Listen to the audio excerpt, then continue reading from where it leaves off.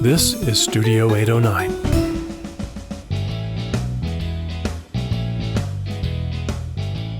Hi, everybody. Welcome to the Outdoors Hiking Bob podcast. I am your host, Hiking Bob Falcone, and you can find me on my website at hikingbob.com, which is where there's links to social media, my columns at the Pikes Peak Bulletin, all the other podcasts we've done, my photography website, even a place where you can subscribe to my newsletter, and also you can send me questions or comments or anything like that. Always look forward to getting those kind of things. So you can do that at hikingbob.com. Today joining me is my co-host, who I haven't seen in a while, Kevin Wild Westendorf. Hey everyone, it's Kevin Wild Westendorf here, and you could find me on social media on Facebook and Instagram at Wild Westendorf, and my website, wildwestendorf.com. Great, Kevin, and thanks for being here.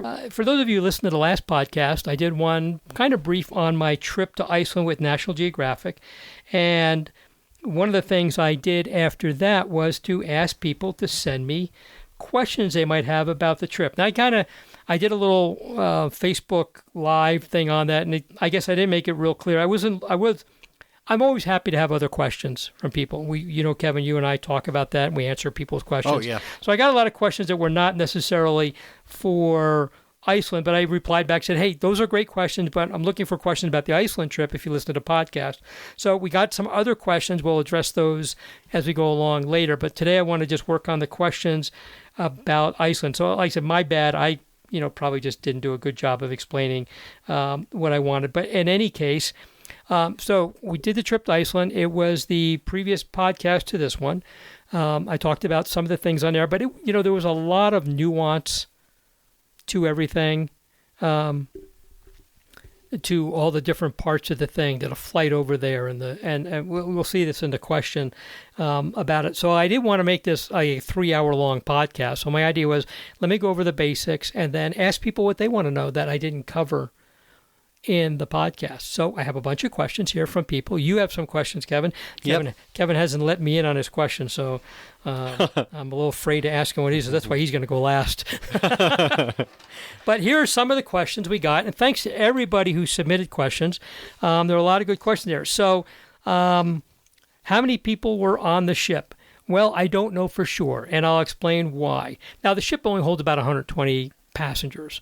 There's a large crew. They used to, on these Nat Geo trips, publish a roster of everybody who was on there, and typically their names and what towns they were from. I didn't see one on this trip, so I asked about it, and apparently somebody at some point complained that they felt that was an invasion of their privacy, so they don't do that. Now, of course, everybody is wearing a name tag with their name on it. Matter of fact, there's mine right there, Kevin. Oh, yeah, okay. My little lanyard they gave me.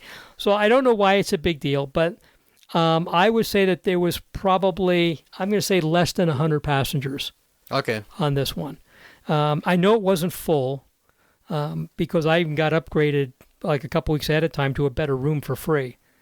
So it wasn't full up, but it was pretty full. I mean, it wasn't like, I've been on some of these Nat Geo cruises where they had to change the dates at the last minute. We ended up with 40 people on the ship. Right. This ship physically was bigger than most ships that they have.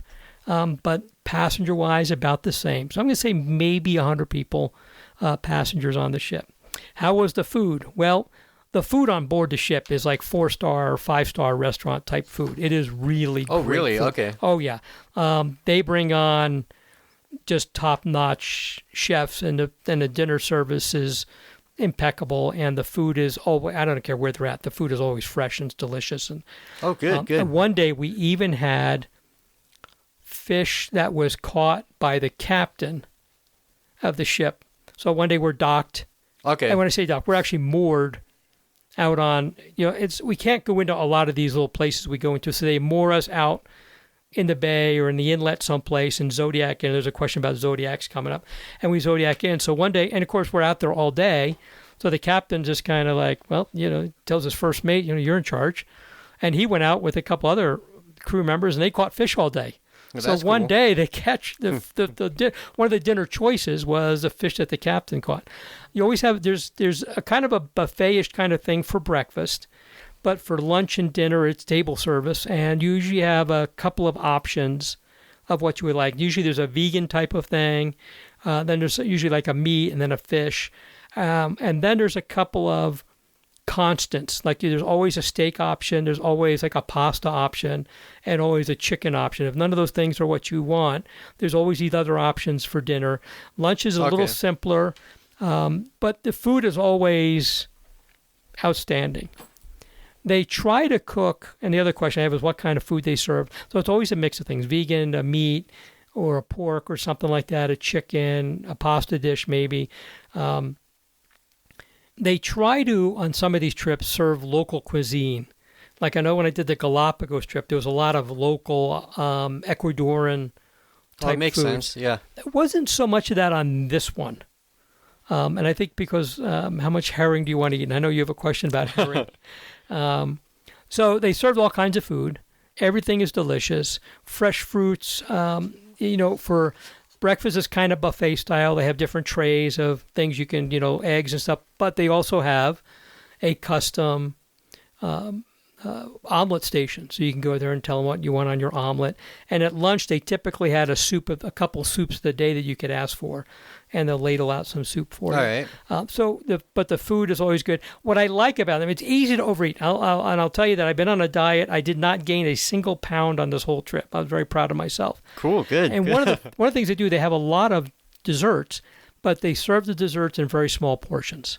Now you can go back and get more if you want, but they always have the desserts in pretty small portions. I was very impressed with that. So even on the days when I said that dessert looks way too good to pass up, it wasn't I wasn't having a Cheesecake Factory size piece of, it's like 3 stories tall and half a football field across type of anything like that. How was I able to adjust to the time change? The jet lag I got going out there was pretty rough. So the flight left here before 5 p.m., left out of Denver 5 p.m. It was a 7-hour nonstop flight to Iceland, and Iceland is 6 hours ahead of us. So basically, I got to Iceland at 6 o'clock in the morning local time, which would have only been about midnight here. So it had been midnight here. I get there 6 o'clock local time. I'm exhausted. I don't sleep well on airplanes.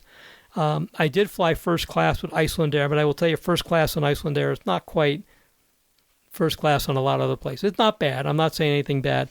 They're flying 757-200. Those are old planes. Okay. Now, they're nice. Everything is very nice with them, but they're older model planes. They are upgrading, I guess, to Airbuses and stuff. That was tough to do. That first day was pretty rough, and we ended up hanging around this hotel that they set us up with a reception center till later that afternoon before they put us on the ship. So by the time I actually found a couch upstairs in this hotel, and I napped on the couch for about an hour. Everybody's like, "You were out cold." I said, "I'm exhausted. I'm tired." It was a 7-hour, and some people came from the East Coast, only a 4-hour flight. It was a 7-hour flight for me, so I was pretty tired. So after that, though, you get pretty much into the rhythm. But that comes to the second part of this question, which how, especially when going to sleep since the sun is up so late. Well, the sun is up this time of the year there for 22 and a half hours out of the day. Jeez. So, not only is the food service there first class, but the hotel service. So while we're out doing something in the evening, having dinner, they're coming down and turning down our beds for us. And they also close the curtains, and they have blackout curtains on the ship. Well, I like having the curtains open, so I open them up. Well, the problem is that at midnight I'm sitting there working on pictures or working on a podcast, and I look out the window and the sun's still up, and I look at my watch and realize it's 12:30, and I got to be up for something at 6 o'clock in the morning, and I got to hurry up and go to bed. It was hard getting used to that part of it. There were many nights where I was up till midnight with the sun still up. I don't like having the windows closed. The sky was beautiful. It was beautiful out there.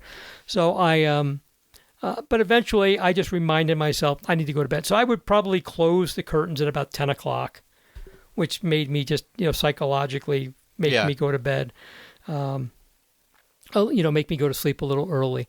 I will say something about the ship, too, is I talked about it on the last podcast, how we actually had really great weather during our trip there. I think we got rained on once. I mean, it was chilly every day, and they gave us this beautiful coat to wear, and that was ours to keep. I mean, it's cool. I'm going to wear this coat for a while. It's nice. It was chilly every day. For my pants, I wore these thin, I shouldn't say thin, lightweight insulated pants. So not the pants we would wear, the heavy insulated pants we wear here, like when it's 20 below, but they were lightweight insulated pants, and they were the perfect thing to wear. There were some days when the coat was too much. Okay. They tell you to layer up, and some days I would just wear a sweater. The coat was nice, but we had good weather. We didn't have any rough seas until the last night. And that last night, the seas were horrendous. I mean, that ship was bopping and pitching and rolling, and they were handing out Dramamine, saying, take this before you get sick, because once you're sick, it's too late for the Dramamine. So we got into the wind that day when we got into Reykjavik, and again, we're waiting till our flights don't leave till the afternoon. So we're there at the hotel. Meanwhile, the people coming aboard, because that ship is doing a turnaround. They're getting us off. They're cleaning up the ship, getting it ready, and a whole new bunch of people going on for their same 8-day excursion. It was windier than all get out. I mean, it was howling wind, which is, of course, why the seas were so rough. So I found out just the other day that, and also we went to the island, we went to Grimsey Island, the only town there I could pronounce, because everything there is a lot of consonants, which is on the Arctic, which is where we walked across the Arctic Circle. Okay. And they tell you that that's not on the itinerary because they never know if they're going to be able to go there. And the advantage of having these long hours of daylight is typically they don't do anything at night because obviously it's not safe to be out in these zodiacs in the dark and everything. Well, we did things after dinner. We would actually go back out and do things. And we went to Grimsey Island after dinner. It was a short run from around our orbit, around our circuit around Iceland to this little island that's still part of Iceland, to the Arctic Circle. And then we went up there, we got off the ship, and we were there till like 10:30 at night. Daylight, we can come back on the ship, and then we continued our voyage. So we were able to go to that island. They say only about half of the time do they actually make it to that island. Well, I have found out because one of the crew members who was on this trip, he stayed on, because sometimes they switch off, sometimes they stay on there for like a month or something. He said that the next trip, the people after us, they had rough seas for 3 solid days. Oh. And they had snow. So I don't know how it would affect them, but I can guarantee they did not go to Grimsey Island. Okay. Side note, they don't get as much snow in Iceland as we think they do. Okay. I was surprised. Way back in the hinterlands, in the interior, they get a lot of snow, maybe up in the higher mountains, but they do not get nearly as much snow as people think they do. Okay. Thought that was interesting. Did I have to pay out of pocket for anything? Typically on these trips, the only time you pay out of pocket is, of course, anything you buy, like the onboard gift shop. I always buy a shirt. They always have these nice Columbia shirts with the ship's name on them and a hat. I have one of those for every trip I've been on, a hat and a shirt. Nice. Things like that you pay for, obviously. When you go on in the town, you go on land. If you're in a town, we visit a couple of really tiny towns. Obviously, anything you buy there.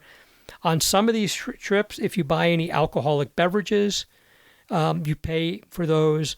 On this one, you only pay for what they call premium alcoholic beverages.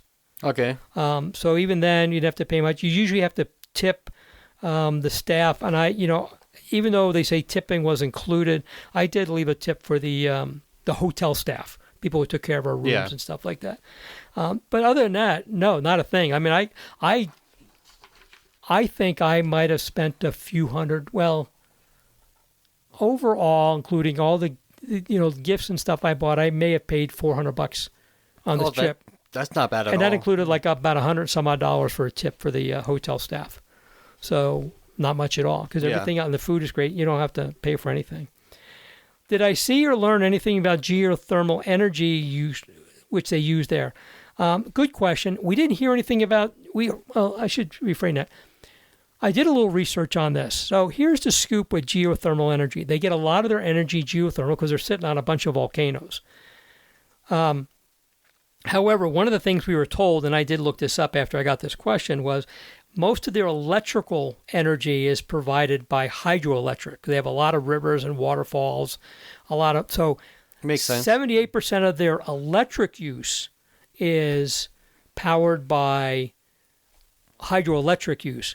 But the majority of their overall energy use is geothermal. And what that means is they use geothermal energy for like heating homes and businesses and things like that. So it's kind of like a mixed bag. A lot of energy uses, if you look at just energy, a lot of it is geothermal. But if you look at electricity, most of that is hydroelectric as opposed to geothermal. So I don't know if that answers the question, but we didn't see any of that. Remember, we were going around and we did not venture far into the island because we're going around the island, but we ventured in a little bit. So a lot of things, obviously, in the interior part, we didn't get to see. I would like to go on another trip by myself or, maybe with a friend or something and just rent a car and hit some places on the interior. I hear they grow a lot of veggies. The food must be good. I'll take your word for it. And as far as the food is good, we didn't eat. I don't think I ate on land other than maybe a box lunch we had when we were out for the whole day and we didn't go back to the ship for lunch. So I don't know. I didn't hear anything bad about the food. So okay, I'm going to assume it was okay. I will say, though, they like a lot of stinky fish. Yeah. I'll explain that in a little bit. But I think I didn't hear a lot of people raving about Icelandic cuisine. So, a lot of salted fish, but if they grow their own veggies, I'm sure they were delicious. Because obviously veggies are veggies. They're delicious. Did I see any Shetland ponies? No. Didn't see any horses at all. But I know they have a lot of Shetland ponies. Again, probably more in the interior. Okay. I just did not see any. I hear they eat puffin in Iceland. I hope not, but it's a local thing. Funny, they kept that quiet. And I did not know they eat puffin in Iceland, so I did a little research. So on the one island I just mentioned, Grimsey, which is on the Arctic Circle, apparently that is probably one of the last places where they eat puffins. There may be some scattered fine dining restaurants where they serve puffins, but it seems like that is a thing that's on the way out. So there's really not a lot of that going on. Obviously, there's no shortage of puffins, although I shouldn't say that. There apparently was becoming a shortage of puffins, so I think that is kind of changed the tide or the opinion about eating puffins. So I think that that's probably because that is happening less and less. But I did not see that. Did I visit any hot springs? No, I did not. There were a couple days where we had choices of which excursions we wanted to go on. Oh, that's cool. One of them was to a hot springs. I did not go on that because I wanted to visit a waterfall instead, so I did not go to the hot springs. There are plenty of them there, obviously, with all that geothermal energy. There's a lot of them there. I did not visit any of the hot springs, but I know they're there. Do I have any photos of the Zodiacs? I do. I will get those online. I am behind online. I did post a lot of pictures on my social media of the puffins, but I still have pictures of waterfalls and some spectacular sunsets. And I say that in quotes because I'll explain that in a minute. But how is it riding in one? It's actually pretty cool. What they have you do is you don't sit in the bottom of it. You sit on the sides, and everybody who drives one of those Zodiacs, they're experts at driving those Zodiacs. So the only tricky thing is getting off the ship onto the Zodiac, and there's a way that you do that. You don't put anything. If you have, like I had my camera backpack. You don't wear that going in. You don't carry it. You hand it to somebody. They hand it to somebody on the Zodiac, and then you get on the Zodiac, and they do what they call a fisherman's, a sailor's handshake. Which, Kevin, give me your arm. So instead of just shaking hands, you grab each other's wrists. Oh, yeah, okay. Like this, and so that way you can't see it, folks. But instead of holding each other's hands, we're grabbing each other's wrists, and that's how you get onto the ship. You grab the other person's, the person on the Zodiac. You grab their wrist. Yeah, it makes sense. They get you on, and then they hand you your backpack, which you put next to you, and you sit on there. Everybody's wearing life preservers. There's two of them in every cabin. Don't even think about showing up there without one because they'll send you back to get it. And these are not the big bulky ones. These are life preservers that the minute you hit water, they inflate. Oh, okay. So they're really pretty small. And of course, when you get on land, you take them off. You don't keep the one you had because they're all the same. So they have big barrels there. When you get on land, you just throw them in a barrel. And then on the way back, you put it on. You get on the Zodiac, which is beached someplace. They beach them and you go on there. Riding it is pretty cool. I mean, they're pretty cool. And like I said, they're experts at driving these things. They'll tell you some days you might get a little wet. So they'll tell you to bring your rain gear or something like that. You can leave that on shore, there's always somebody there to make sure your stuff is fine. That was pretty cool. 3 not to miss waterfalls. Now there's thousands of waterfalls in Iceland. I didn't get to see very many of them. I saw one, two. Well, I saw a bunch, but so the first one I saw, and these are going to be names that I just do not know how to pronounce, is the one picture I showed, which was the tallest waterfall in Iceland, and it's huge. It's hundreds of feet tall, and it comes down, then it goes down, and as it makes its way to the ocean, and a series of waterfalls. Obviously, that's the biggest one. That was one to see. What I did was they print an itinerary every day, so I made sure that I got copies of them. And what I do is with these, I scan them, and then I put them in my folders for every day of the pictures. I do my folders my pictures by folder by date. So I'm gonna scan these in and put these in with those pictures. But that's smart, yeah.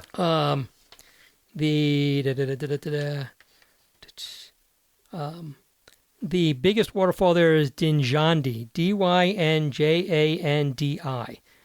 That obviously is one to see because it is just humongous. It is tall. And you hike up all the way up to it, and as you go up there, you're going along this creek that it feeds, and went all the way up to that one. The next one we visited, and this was like a bonus one, because we went to a forest, and as it turns out, let's see, it's just, I don't even know how to pronounce this.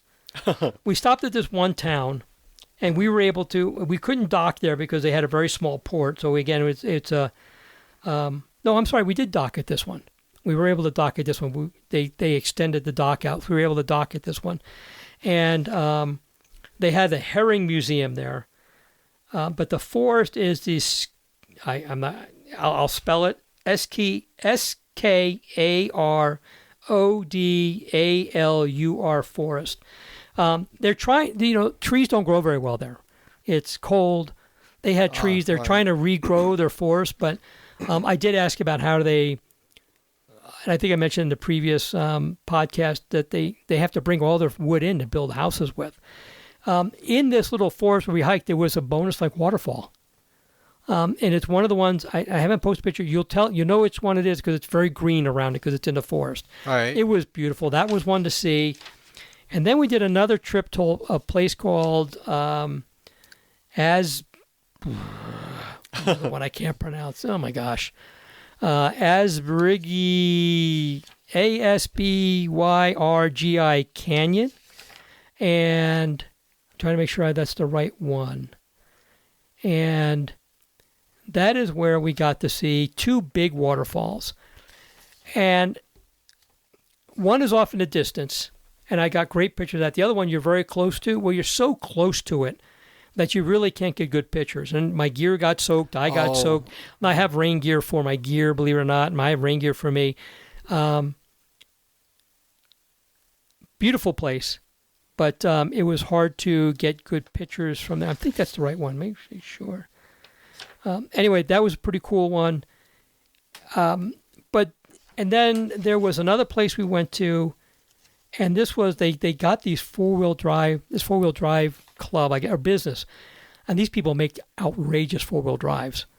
The one I was in was a combination of a Ford Excursion. Oh, that's right, yeah. On a Ford F-350. So there's huge, and the tires on them are taller than me. Wow. I'm not very tall, but the tires are huge. Anyway, we went into the Valley of Waterfalls, and that was beautiful. I'm still working on the pictures. That was beautiful. There was the Valley of Waterfalls, a 4x4 Super Jeep drive. And all these people, they came from all over the island to bring us around because they could only hold maybe 5 or 6 people in each one. So they had everybody on these things, and they have big flotation tires on them, on these Jeep. It was a blast. It was a lot of fun. We had a good time there. That was a lot of fun, and we got to see that. So the Valley of Waterfalls, I would definitely recommend that. There are a lot more waterfalls there. They're all on the interior of the. Many of them are in the interior of the island. Again, we didn't go far into the interior, so I didn't get a chance to see that. But I would say the waterfalls I saw were definitely must-see waterfalls. But I'm sure that if I had a month and I could visit a fraction of the thousands of waterfalls there are. It's like when I went to North Carolina last year, spent a week there, saw a bunch of waterfalls, saw a fraction of them. Yeah. I would probably need a year to see all the waterfalls in Iceland. And I'm sure some of them are pretty hard to get to and maybe almost impossible to get to. But in any case, so that's all the questions that were submitted. Thanks, everybody, for submitting them. They were great questions. And this was a lot of fun just getting people to send me questions on this kind of stuff. Now, you have some questions, Kevin, so throw your questions at me. All right, let me bring them up real I'm quick. almost afraid to see what he's going to ask me. All right, my first question is, due to the really short nights and the really long days, did you feel safer in Iceland compared to America from the threat of vampires? I did have a wooden cross with me at all times. So I don't know if that answers your question, but I had a wooden cross hidden in my pocket at all times. Okay, good. But Smart ass. But for real, you touched a bit about the people of Iceland. Are there any big differences between the cultures of Iceland and America in terms of, like, you really felt like, okay, I'm out of my element, or? I guess there is. I mean, they were wonderful people. They all speak English. That's right. Yeah. Some more heavily accented than others. Icelandic is its own language. I think I explained that on the last podcast. It's not. They don't speak Norwegian or Swedish or Danish or anything like that. It's Icelandic. It's heavy on the consonants, very difficult to understand. I mean, I couldn't pronounce any of these places here. Grimsey, we still haven't figured out why Grimsey is a place that doesn't have a lot of more vowels and consonants in it. The people were awesome. They were great. They're very technologically advanced. I mean, there was 5G. What I did with my cell phone was I got an eSIM card, an electronic SIM card for my cell phone. I bought it directly from Iceland Air. I couldn't get phone calls on it or text messages, but I could do internet surfing, and I used WhatsApp to communicate with people at home, and I could do Facebook Messenger to talk to other people. I had 4 or 5G service every place we went. Oh, wow. Okay. And even off the coast, as we're going around, there were very few places where there was no service. So very technologically, forward. They live in tiny towns. I mean, some of these towns we stopped in had 125 people in them. Oh, wow. Okay. 150 people, but they're connected. I mean, they're all connected up. I guess there's a lot of cultural differences, but Reykjavik is a very cosmopolitan, I guess, for lack of a better term. Like a lot of European places, heavy on foot traffic, heavy on public transit. The answer to your question is yes, but the other part of the question is no. I guess in some ways they're very much different than us, but in others, they're used to isolated living for a long, for periods. This whole thing about living where right now the sun doesn't set and later on the sun doesn't rise. Yeah, would drive me, crazy. But they're used to it. So I guess there are some cultural differences, but they're. I'm trying to word this right. I don't want to make this sound wrong. They're not behind us in anything. Okay. If that makes sense. Yeah. I mean, if you can get it. I didn't see any Amazon boxes there. I don't think they do. But there was a Costco in Reykjavik. Really? Yeah. There was we drove by a Costco in Reykjavik. So the whole island has less than the population of Colorado Springs. Wow, I did not know that. Under 400,000 people in Iceland. The entirety of that whole island. Wow, okay. Under 400,000 people. So it is a small. Reykjavik's the biggest town, and I think 30,000 people. Oh, I thought it was much larger than that. No, not at all. No, right. Very small. Don't quote me on the population of Reykjavik, but like I said, the whole island under 400,000 people. Not a big place. They do not have their own military. They rely on NATO to just take care of things there because they're so tiny. Yeah. They have search and rescue and stuff like that, but not a military service. But so I guess it's a mixed bag. In some ways, they're very much different than us, and other ways, not so much. So, okay. Any other questions? Kind of related to that, did you take a break from the hiking and the photos and do any tourist stuff? Yeah, there was one day when we went to that town that had the herring museum. Okay, yeah. I didn't go to that because I guess for some reason it just did strike a chord with me, and that was the same day that in the afternoon we went to that forest where I found that waterfall. Yeah. So that day I kind of walked around town. The problem was that day was also some kind of national holiday in Iceland, so almost everything was closed. But I did walk around the town and get a feel for what the town was like, and ran into some other tourists who were there, and we kind of chatted a little bit. And there was another day when we docked, so we were actually on a dock, so we can get on and off the ship whenever we wanted, and nothing that we were doing that morning excited me. So I basically spent that day catching up on pictures that morning. And then that afternoon was a day, that was in high May, we hiked up to that volcano, and then the wind was howling so bad. Again, that's why the seas were rough. That was our last full day. The seas were rough that day, that we actually could not make it to the summit because the winds were literally 50 miles an hour. I could barely stand up in that. So I wanted to make it to the top. We were going to all lie and say, we got there. But we didn't do it. So I guess yes on one day, no on the other. The one day just stayed on the ship and just kind of caught up. 8 days out there, and so many pictures. I shot more than 1,000 pictures. And then I just wanted to catch up on these.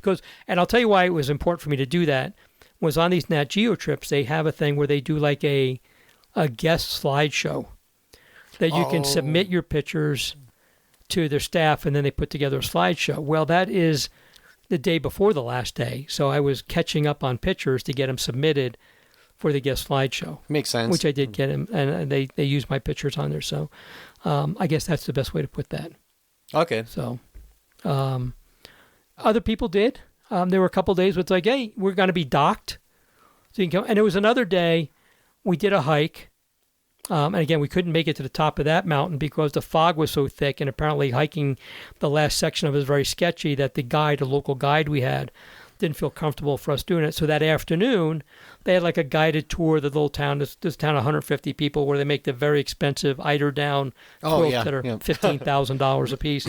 That day, kind of wandered around and shot pictures, and then I shot a bunch of, they have a little, as you come in the dock there's a rock there called, and it's the Puffin Cliffs, and puffins all over the place. So I spent the afternoon just taking pictures of the puffins. Cool. So I guess that's kind of a touristy thing. So they do have these options on some of these trips where you can do that.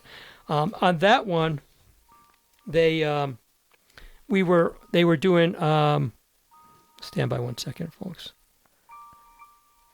On that one, we had the Zodiac in, but they were just Zodiacing people back and forth because it wasn't that far. All right. So the Zodiacs were there where they got 4 or 5 people under, they'd Zodiac you out, and then they'd bring another one in and stuff like that. So we were able to come and go pretty much as we wanted that day. So that was kind of fun to do. And there's 2 things I wanted pictures of: waterfalls and puffins. Yep. Winner, I got them both. You got it, yeah. I got everything. Any other questions, Kevin? Good questions. Let's see, because I wrote a bunch, but you already answered a few from our listeners. Okay. So let me just look through real quick. Sure. I'm glad you brought some. Let's see. I have. All right. You already talked about the food. Uh-huh. And you've already talked. So a few years ago, you went to Hawaii. And you talked about how your shoes would get very, very damp and wet, and how you had to set up a contraption in the hotel room with the blow dryer or something to get the shoes dry. You remembered that. That's good. Yeah. Yeah, that's good. Did you have that issue in Iceland? Because you did talk about it being very humid and wet out there. I did not, because what they have you do is they tell you that there's some gear that you need to bring either with you or you can arrange to rent. Okay. One of them was boots, long rubber boots that come up to about just below your knees. All right. And then rain pants. I had a pair of rain pants, so I didn't have to rent those. I rented a pair of those boots. And what's nice when you arrange it this way, they meet you on the ship and you turn them back in on the ship. So you don't have to carry them around with you. Oh, good. Typically, they're used for what we call wet landings. So there's sometimes when you land the Zodiac and you have to wade through water that's up to maybe your calf or something, and then you take them off and you put on your regular hiking boots. That's the long answer. The short answer to your question is I never got that wet. Okay. Because I brought my Hoka boots with me, the new pair. That's they right. sent me, and I wore those, and they're pretty water resistant. But I also had a second pair on ship that I would wear on the ship and stuff like that. So it never became that big of an issue. They never got that wet. The Hoka is actually pretty water resistant. Okay. Never got that wet, and no, it didn't become that big of an issue. Good question, though. You remembered that. Yeah. Mind like a steel trap, this guy. I have no idea why, but I thought of that, and I was just like, I wonder if Bob had the same issue in Iceland. I actually had to tape down the switch on a hairdryer in Hawaii and point it at my boots. And it was my fault. I didn't prepare well for that trip. So I've been preparing much better, becoming an old knob. And that was not a tour thing. I went there on my own, so I didn't have any real guidance on what to bring with me. Oh, it makes sense. I was kind of winging it. And it was my first big trip by myself to a place I was not familiar with. So kind of winging it there.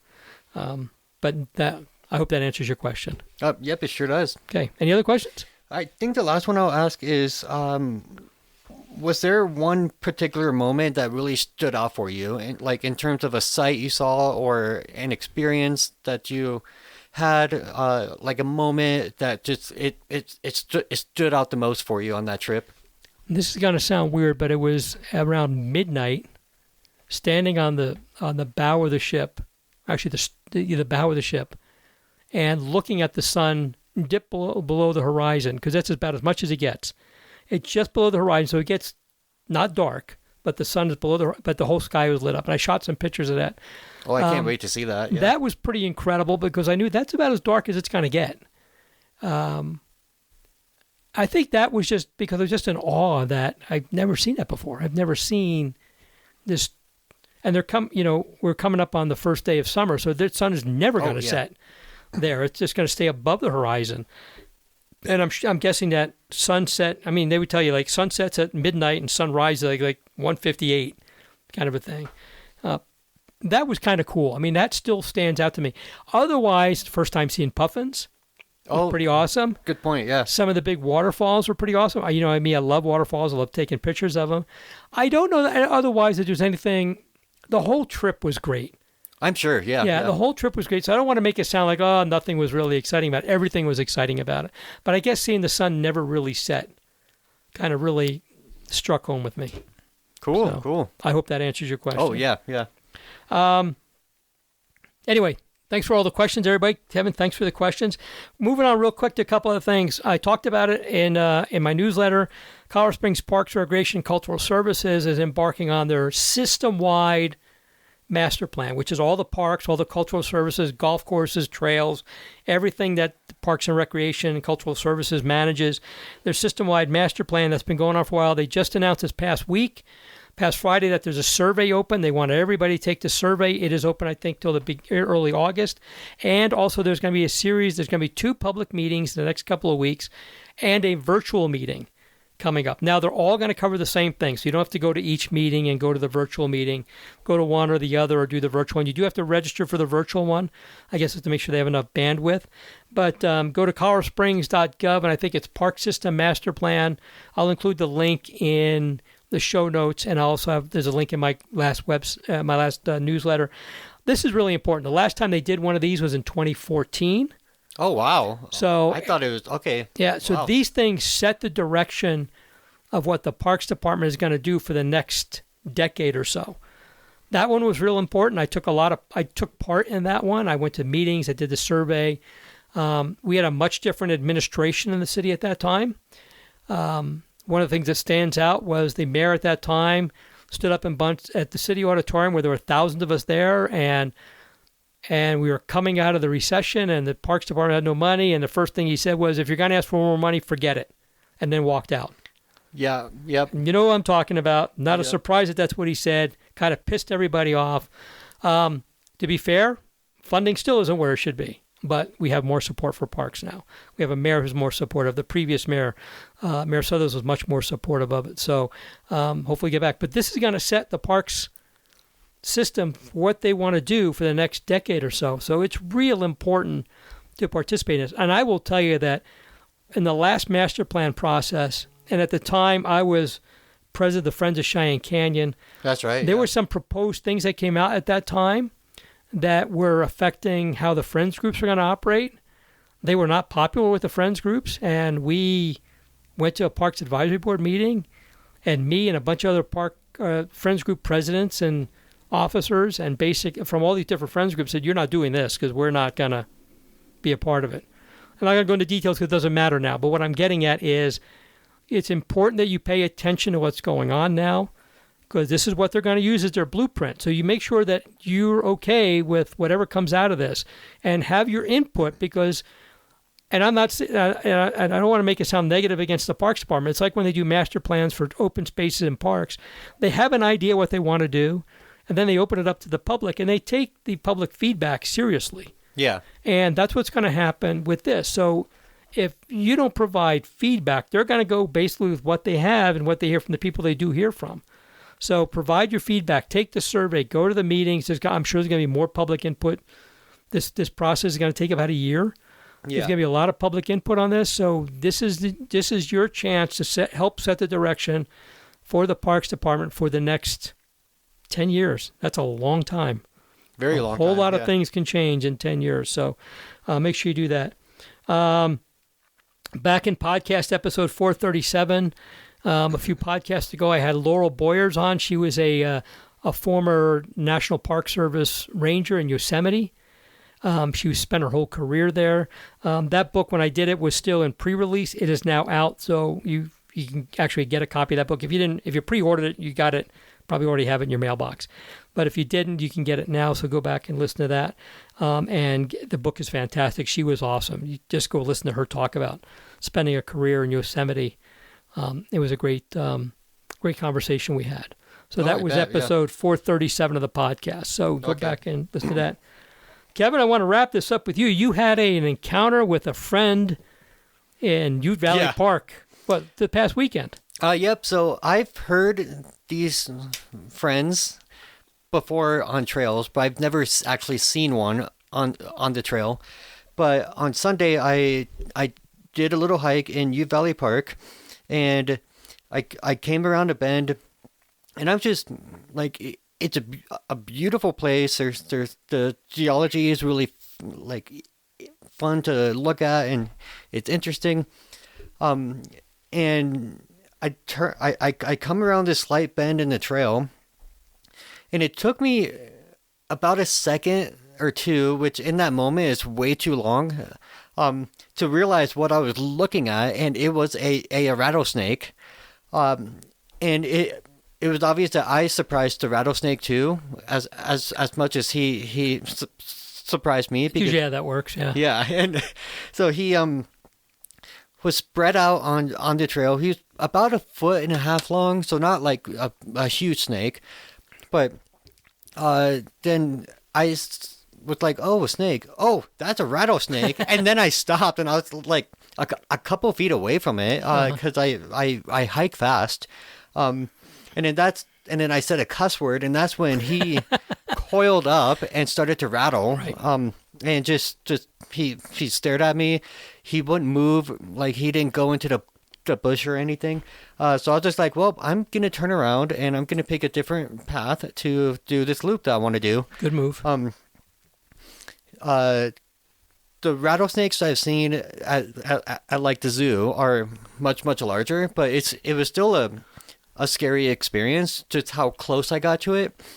And it made me realize I don't know nearly enough what to do in case if I got bit by one. So I spent a good half hour on a Sunday night just reading all the new information, because there's a lot of guidelines that are very outdated. Yeah. That don't put a tourniquet on it. Don't put a constriction band on it. Don't try to suck out the venom. Don't cut it. Don't do any of that. Don't ice it. Definitely don't ice it. Yep. And because some of that stuff I thought was still a thing you do. And so I learned like what the modern, what the better things to do are. And essentially you should get help as soon as possible, right, and don't move. And apparently smaller rattlesnakes tend to give more venom because they don't regulate it as much. Nope. That is a complete fiction. Oh, okay. I've got that from a number of reliable. That's the old wives' tale that the little rattlesnakes are more dangerous because they don't know how to control their venom. Yep. Rattlesnakes don't control their venom. Okay. They don't, and it's a complete fiction. That's still floating around out there, but it's been debunked many times. Okay. People will tell you, "Oh, the little ones are more dangerous because they don't know they don't control their venom. They either bite you and release the venom, or they don't." and there's nothing more potent with the big one than a small one or anything like that. No, I've heard that too, but it's fiction. Good to know. Okay, it's the one thing that still persists out there. All those other treatments, people have finally gotten that out of their brain. Don't suck out the venom. Don't put ice on it. Your advice is exactly right. Stay calm. Call 911. Don't move, because if you move, your heart rate goes up, which moves blood through your system faster. Yeah. Which spreads the neurotoxin or the blood toxins, different toxins depending on the snake, through your system faster, which increases the rate of damage that's going to occur to you and everything. Stay calm, which is going to be hard to do. and just call 911 and just tell them where you're at and have them come get you. And typically, that's going to be a helicopter ride. And I did read that rattlesnake bites are kind of rare. They're not like a common thing, but I will say for the rest of the hike, I was on high alert. Yep. And so I was so focused on the trail itself instead of the scenery and stuff. So it was a bit of a bummer because I was just like, but it was also just the first time I saw one that I was really close to. I don't think I would have been as freaked out if I saw it off in the distance and stuff, but you wouldn't see if it was in the distance. Yeah, true. Yeah. But yeah, because the only other encounter I've had with one that I couldn't see was when I was at Dome Rock. Mm-hmm. Outside of Divide, I could hear one, but I couldn't see it. So I was just very, very aware of where I was on the trail, and then eventually the rattling got quieter and quieter, so I knew I was getting away from it. But yeah, this is the first one that I've seen. So a couple things. I see several rattlesnakes a year, especially down in the desert or down in Phoenix. Oh, yeah. They're the Western Diamondback. They're I don't want to say they're more plentiful, obviously, in the desert, and the Western Diamondback, I guess, supposedly has a more potent venom than what we have up here, which I'm not even sure what this rattlesnake is called that we have up there. I could tell by looking at the picture. Well, not a Western Diamondback, which it wouldn't be one in Colorado. So here's a couple of things. Number one, they do not necessarily rattle before they strike. The whole idea of rattling is to scare off something that they think is bigger than them. So they rattle to make themselves look bigger. So like you did, as a big person who could theoretically stomp it to death or something, runs away from it. You did exactly what you're supposed to do. Just get away from it. Rattlesnakes are not aggressive. They're not going to chase you down a trail. They don't want to bite you because they don't want to waste their venom. Yeah. And you're too big for them to eat. That's why they chase things down like mice and lizards and rodents and things like that. Rattlesnake bites are pretty rare, especially here. They're much more common in Arizona in the desert. They're rarely ever fatal, but there have been occasions where they have been fatal rattlesnake bites. Typically, though, when that happens, it's usually people have some kind of pre-existing condition that makes them more vulnerable to an acute illness like being bit by a rattlesnake. However, they will do damage. And the one thing I've been told was they'll make you wish you were dead. They cause nerve damage. They can cause long-term nerve damage, muscle damage. So you don't want to mess with them. Every rattlesnake I've seen, either here or in the desert, I've gotten a picture of. Because once you know where they're at, like you saw it, you knew where it was. It was coiled up. It was making itself look ugly and mean to get you to do exactly what you did. Yeah. But here's the thing also, and I'm not encouraging anybody to go do anything silly or stupid or dangerous, but I always carry a camera with me that has a nice telephoto zoom lens on it. I've always been able to get really cool pictures of them because once I know where they're at and they're making it known that they know that I'm there, I stay a respectable distance from them, and I never had a threat. And you've seen my pictures of rattlesnakes. They're wonderful pictures, if I say so myself. So, but I'm not encouraging that. The best thing, and do not throw rocks at them to get them off the trail. Do not do that. You just kind of, it's like watching Blazing Saddles, and the guy asks what to do with Mongo, and he goes, well, don't shoot him. You're just going to make him mad. Don't throw rocks at the rattlesnakes. Just, they're on their trail. You're in their habitat. Just go away from them. If you can't turn around for some reason, make a wide arc around them to get away from them. And they're not going to chase you. Their striking distance is not nearly as much as people think it is, not twice their length or anything like that. I learned about that because I was too afraid to try to go around the snake. Right. if I had known what I know now, I could have gone up around the snake, but I was like, I don't know how far it can strike, but it's only a couple feet at the most. It's not very far at all. And also, if you see a really big snake that looks like a rattlesnake, like there's some in Cheyenne State Park, like the bull snakes, they look like rattlesnakes, but they're also like 5 feet long. If you see something that's 5 feet long and looks like a rattlesnake, it's not a rattlesnake. They don't get that big. Regardless of what anybody tells, there's no such thing as a 6 foot long rattlesnake. There's other snakes that are 6 feet long, and bull snakes look like rattlesnakes. We had some in Cheyenne Mountain State Park that would stretch completely across the trail. Oh, there's a rattlesnake, and I would go, no, it's not a rattlesnake because it's way too big to be a rattlesnake. It's a bull snake. They have similar colorations as a rattlesnake. Some people say, well, they've learned how to make rattles. No, they don't learn how to do anything. They don't have rattles. They'll shake their tail. They know they look like rattlesnakes. They're not rattlesnakes. Okay. I've seen them in Arizona too. I was leaving a park, and I saw all this traffic stopped. And I'm like, why is everybody stopped there? And there's this huge snake. And I go, oh, it's a rattlesnake. Oh, not a rattlesnake. Way too big to be a rattlesnake. And I walked up to it, and it was not a rattlesnake. But again, if you did exactly the right thing, you saw it, you stopped, you stayed a respectable distance from it, you turned around and went somewhere else. Yeah. That is exactly the right thing to do with a rattlesnake. It's like encountering bears. It's like encountering, I was going to say moose, not so much moose. It's like encountering mountain lions. They really don't want to bother you. We're too big for them to mess with. Yeah. So unless you corner them or somehow make that they feel you're a threat, they don't want anything to do with you.